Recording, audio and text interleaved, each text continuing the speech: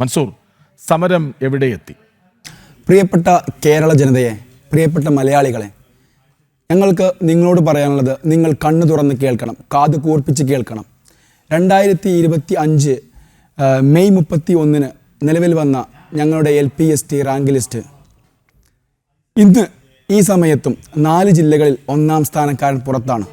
നമ്മൾ ഒരു മത്സര പരീക്ഷയിൽ ഏറ്റവും മിടുക്കരായി പഠിച്ചാൽ നമ്മൾക്ക് എത്താൻ കഴിയുക 1-ാം സ്ഥാനത്തേക്കാണ്. ആ 1-ാം സ്ഥാനക്കാരനും 2 അധ്യയന വർഷങ്ങൾ പിന്നിടുമ്പോൾ നിയമനമില്ല, ജോലിയില്ല. ഞങ്ങൾ ഇവിടെ കഴിഞ്ഞ സർക്കാരിൻ്റെ സമയത്തും സമരം ചെയ്തിരുന്നു. അന്ന് ഇപ്പോൾ ഭരണത്തിലിരിക്കുന്ന നമ്മുടെ പ്രിയപ്പെട്ട നേതാക്കൾ വന്ന് ഞങ്ങളോട് പറഞ്ഞത്, നിങ്ങളുടെ പ്രശ്നങ്ങൾ ഞങ്ങളെല്ലാം പഠിച്ചു കഴിഞ്ഞു, ഞങ്ങൾ അധികാരത്തിൽ എത്തിക്കഴിഞ്ഞാൽ ഉടൻ നിങ്ങളുടെ പ്രശ്നങ്ങൾ പരിഹരിക്കും, ആദ്യ പരിഗണന നിങ്ങൾക്കാണ് എന്ന് പറഞ്ഞ ഇപ്പോൾ ഭരണത്തിലിരിക്കുന്നവരും കഴിഞ്ഞ സർക്കാരിൻ്റെ സമയത്ത് ഞങ്ങൾ സമരം നടത്തിയപ്പോൾ പറഞ്ഞു പറ്റിച്ചു സർക്കാർ. കഴിഞ്ഞ സർക്കാരും ഞങ്ങളെ പറഞ്ഞു പറ്റിച്ചു. അങ്ങനെ ഞങ്ങൾ സമരം നിർത്തേണ്ടി വന്നു. ആ ഇടയ്ക്കാണ് മെയ് 11 നമ്മുടെ പ്രിയങ്കരനായ കോൺഗ്രസിൻ്റെ AICC secretary Shri Venugopal MP ഒരു പ്രസ്താവന നടത്തിയത്. ഈ PSC ഉദ്യോഗാർത്ഥികളുടെ കണ്ണീർ നമ്മുടെ കേരളത്തിന് അപമാനമാണ് എന്നതായിരുന്നു. എനിക്ക് നിലവിൽ നമ്മുടെ ഭരണം കൈയാളുന്ന UDF സംവിധാനത്തോട് ചോദിക്കാനുള്ളത്, നിങ്ങളുടെ നിലപാട് ഇപ്പോഴും അങ്ങനെ തന്നെയാണോ? കാരണം ഞങ്ങൾ ഒരു 25 ദിവസങ്ങളായി സെക്രട്ടേറിയറ്റ് പഠിക്കിരുന്നിട്ട് ഒരു പ്രതിനിധിയും ഞങ്ങളോട് വന്ന് ഒരു ചർച്ചയും നടത്തിയിട്ടില്ല, ഞങ്ങളെ കണ്ണീർ കണ്ടിട്ടില്ല. ഞങ്ങൾ ഉന്നയിക്കുന്ന ന്യായമായ ആവശ്യങ്ങളാണ്.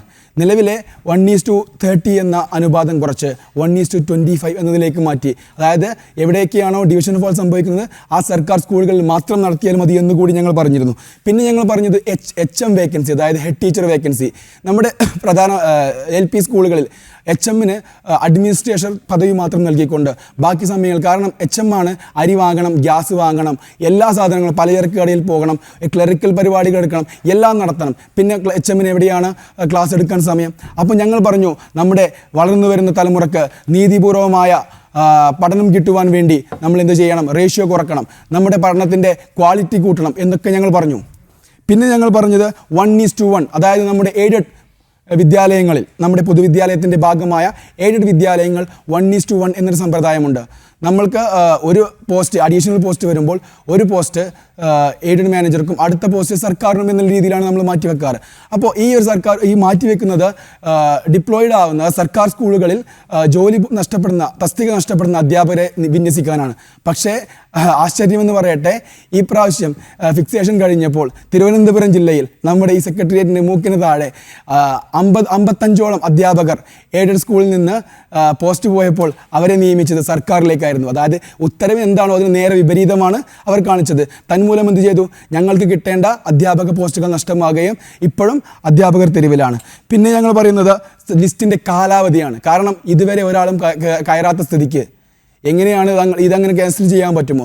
ഞങ്ങൾ 6 വർഷത്തോളം പഠിച്ചു നേടിയ റാങ്കല്ലേ. അപ്പോൾ ഞങ്ങൾക്ക് നീതി വേണ്ടേ? ഞങ്ങൾക്ക് ജോലി വേണ്ടേ?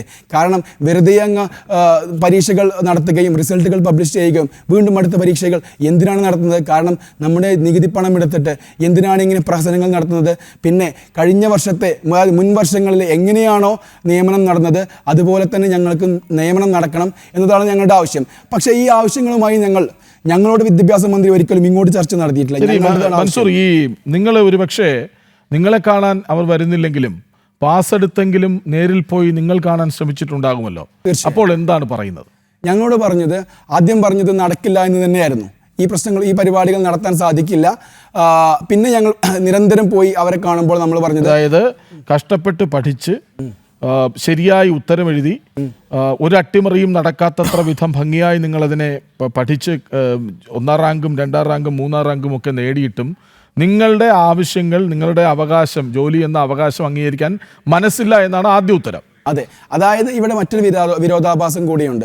ഞങ്ങൾ ഈ ആവശ്യങ്ങളൊക്കെ പറയുമ്പോൾ സർക്കാരിന് നടത്തിത്തരാൻ പൈസയില്ല. പക്ഷേ ഇതേ സമയത്ത് തന്നെ കഴിഞ്ഞ 24-ാം തീയതി നമ്മുടെ ഒരു മീറ്റിംഗ് നടന്നിട്ടുണ്ടായിരുന്നു വിദ്യാഭ്യാസ മന്ത്രിയുമായി. അതെന്തായിരുന്നു അറിയോ? അതായത് ഈ സർക്കാർ മേഖലയിൽ തന്നെ പൊതുവിദ്യാലയത്തിൻ്റെ ഭാഗമായ എയ്ഡഡ് സ്കൂളുകളുണ്ട്. ഞാനൊരിക്കലും പറയുന്നത് എയ്ഡഡ് സ്കൂളിലെ അധ്യാപകരെയോ മറ്റോ കുറിച്ചല്ല. നമ്മളിവിടെ അതായത് മോശമാക്കാൻ വേണ്ടിയല്ല.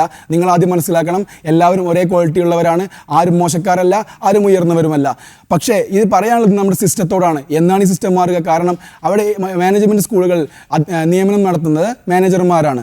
അപ്പോൾ ഇങ്ങനെ നമ്മുടെ സുപ്രീം കോടതിയുടെ ഉത്തരവുണ്ട് 4% ഭിന്നശേഷി സംവരണം എന്നുള്ളത്. അതായത് 25 അധ്യാപകർ കയറ്റുമ്പോൾ അതിൽ ഒരു ഭിന്നശേഷിക്കാരൻ വേണം എന്നുള്ളതാണ് നിയമം. അങ്ങനെ നടത്താതെ അത് അട്ടിമറിച്ചുകൊണ്ട് കോഴപ്പണം വാങ്ങിക്കൊണ്ട് മാനേജർമാർ നിയമിക്കുമ്പോൾ അവർക്ക് നിയമനം സാധ്യമല്ല, സാങ്കേതികമായി സാധ്യമല്ലാത്തത് കൊണ്ട് തന്നെ നിർത്തിയിട്ടുണ്ടാകും. അപ്പം അങ്ങനെ ആ നിയമത്തെ അട്ടിമറിച്ചുകൊണ്ട് 10,000 അധ്യാപകർക്ക് നിയമനം നൽകാൻ 100 ദിന കർമ്മ പരിപാടിയിൽ നമ്മുടെ UDF സർക്കാർ ഉൾപ്പെടുത്തിയിട്ടുണ്ട്. അപ്പോൾ ഇതൊക്കെ ചെയ്യാൻ സർക്കാരിൻ്റെ കയ്യിൽ പണമുണ്ട്. ന്യായമായ പാവപ്പെട്ടവരായ ഞങ്ങളുടെ ആവശ്യങ്ങൾ ഒന്നും അംഗീകരിച്ചു തരാൻ ഇവരുടെ കയ്യിൽ പൈസയില്ല.